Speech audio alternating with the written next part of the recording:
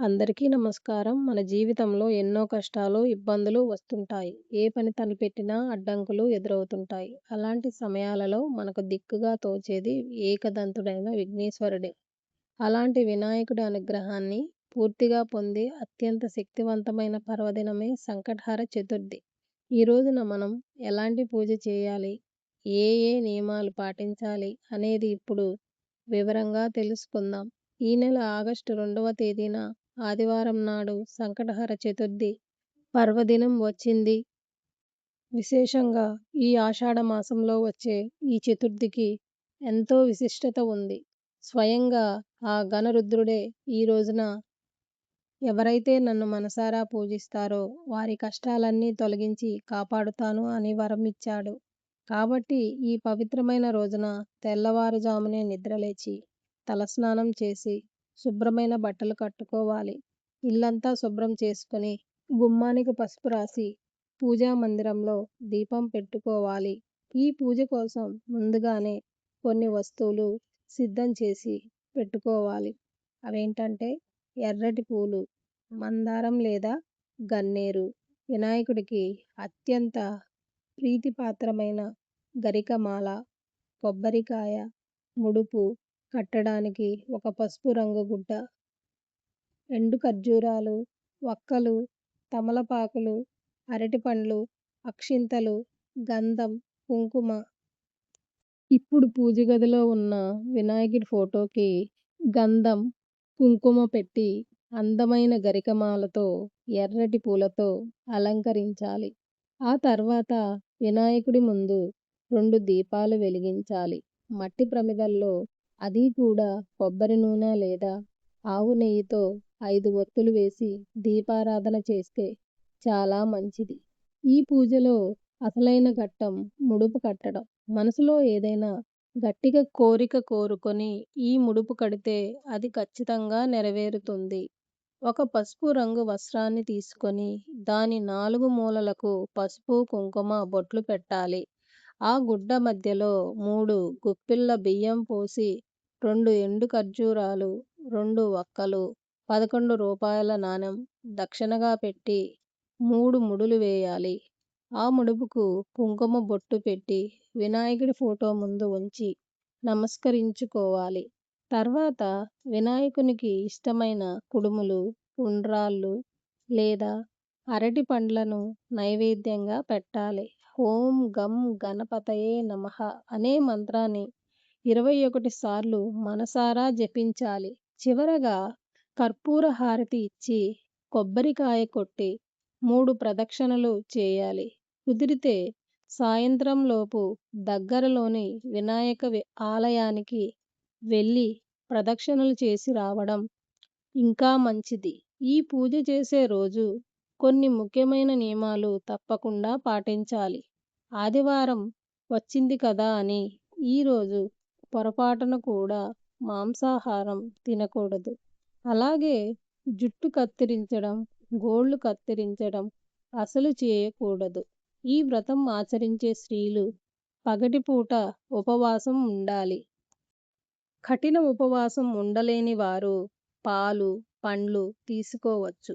సూర్యాస్తమయం అయిన తర్వాత అంటే సాయంత్రం 6 గంటల తర్వాత స్త్రీలు మళ్ళీ స్నానం చేసి ఇల్లంతా పసుపు నీళ్లు చల్లుకోవాలి. ఉదయం గణపతి ముందు కట్టిన ముడుపును విప్పి అందులో ఉన్న బియ్యంతో పాలు, బెల్లం వేసి పరమాన్నం తయారు చేసి వినాయకునికి నైవేద్యం పెట్టాలి. ముడుపులో ఉన్న రూ. 11 దక్షిణను గుడిలో వేయవచ్చు లేదా బీరువాలో భద్రపరుచుకోవచ్చు. ఎండు ఖర్జూరాలు, వక్కలను ప్రసాదంగా తీసుకోవాలి. రాత్రిపూట చంద్రోదయం అయిన తరువాత చంద్రుడిని దర్శించుకుని పాలతో అర్ఘ్యం సమర్పించి నమస్కరించుకోవాలి. చంద్రకిరణాల వెలుగులో కాసేపు కూర్చొని ఓం సోమాయ నమః అని జపిస్తే ఆయురారోగ్యాలు కలుగుతాయి. ఆ తర్వాత కుటుంబ సభ్యులందరితో కలిసి ప్రసాదం తిని ఉపవాసం విరమించాలి. గోమాతకు అరటిపండ్లు తినిపించి నమస్కరిస్తే లక్ష్మీ కటాక్షం లభిస్తుంది. ఎర్రటి కుంకుమ గణపతి దేవుడికి ఎంతో ప్రీతికరమైనదిగా భావిస్తారు. అందుకే ఈ సంకటహర చతుర్థి రోజు గణపతి పూజలో సమర్పించిన కుంకుమను సుమంగళి స్త్రీలు భక్తితో ధరించండి. ఇది సౌభాగ్యానికి, శుభానికి ప్రతీకగా భావిస్తారు. మీ భర్త ఆదాయం పెరగాలని, కుటుంబంలో ఆర్థిక అభివృద్ధి కలగాలని కోరుకుంటే, ఈరోజు గణపతి ఆలయానికి వెళ్ళి 5 ప్రదక్షిణలు చేయండి. అనంతరం ఆవు నెయ్యితో 2 దీపాలు వెలిగించి గణపతిని మనస్ఫూర్తిగా ప్రార్థించండి. మీ మనసులో ఏదైనా కోరిక ఉంటే ఆ కోరిక నెరవేరాలని సంకటహర చతుర్థి రోజు గణపతి ఆలయానికి వెళ్ళి 21 ప్రదక్షిణలు చేయండి.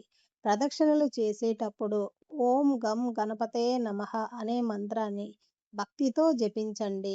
ఆర్థిక ఇబ్బందులు, ధన సమస్యలతో బాధపడేవారు ఈ పవిత్రమైన రోజున 21 గరిక పోచలను గణపతికి సమర్పించి పూజ చేయండి.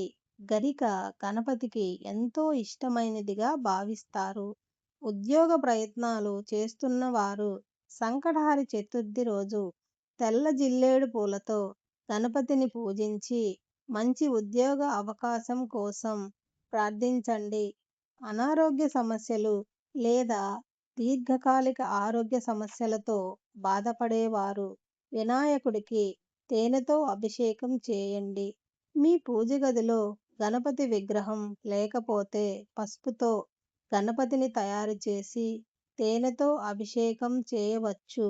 జాతకంలో కుజదోషం, రాహుకేతు దోషాలతో బాధపడేవారు 11 ఎర్రటి మందార పూలను గణపతికి సమర్పించి భక్తితో పూజ చేయండి.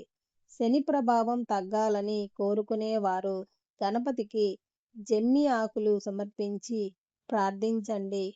ఆకస్మిక ధనలాభాలు, ఆర్థిక శ్రేయస్సు కోసం ఒక రావి ఆకుపై పసుపుతో స్వస్తిక్ గుర్తు వేసి మీ పూజ గదిలో గణపతి దగ్గర ఉంచి దీపారాధన చేయండి. వివాహ ప్రయత్నాలు ఆలస్యం అవుతున్న వారు పసుపుతో గణపతిని తయారు చేసి కుంకుమతో పూజిస్తూ గణపతి నామాలను స్మరించండి. ఈ సంకటహర చతుర్థి రోజు ఇంట్లో సాంబ్రాణి ధూపం వేయండి. దీనివల్ల ఇంట్లో పవిత్రమైన వాతావరణం ఏర్పడుతుందని భక్తులు నమ్ముతారు. పిల్లలు చదువులో రాణించటానికి, జ్ఞాపక శక్తి పెరగడానికి ఈరోజు వినాయకునికి తేనెతో అభిషేకం చేసి ఆ తర్వాత అరటిపండుతో పాటు కొద్దిగా తేనెను నైవేద్యంగా పెట్టి పిల్లలకు ప్రసాదంగా తినిపించాలి. కోర్టు కేసులు, శత్రువుల బాధలు వేధిస్తున్న వారు ఈరోజు వినాయకునికి ఎర్రటి కలువ పువ్వులు లేదా ఎర్రటి మందారాలతో పూజ చేయడం చాలా శ్రేయస్కరం. పురాణాల ప్రకారం ఒకసారి చంద్రుడు వినాయకుడిని చూసి నవ్వడంతో గణపతి అతనికి శాపం ఇస్తాడు. తన తప్పు తెలుసుకున్న చంద్రుడు ఈ చతుర్థి రోజునే తీవ్రంగా తపస్సు చేసి శాప విమోచనం పొందాడు. అప్పట్నుంచి ఈరోజు ఎవరైతే రాత్రి చంద్ర దర్శనం చేసుకొని వినాయకుడిని పూజిస్తారో వారి కష్టాలన్నీ తీరిపోతాయని స్వామివారే స్వయంగా వరం ఇచ్చారు. కాబట్టి ఈ పవిత్రమైన రోజున భక్తితో గణపతిని పూజించి ఆ స్వామి అనుగ్రహాన్ని పొందుదాం.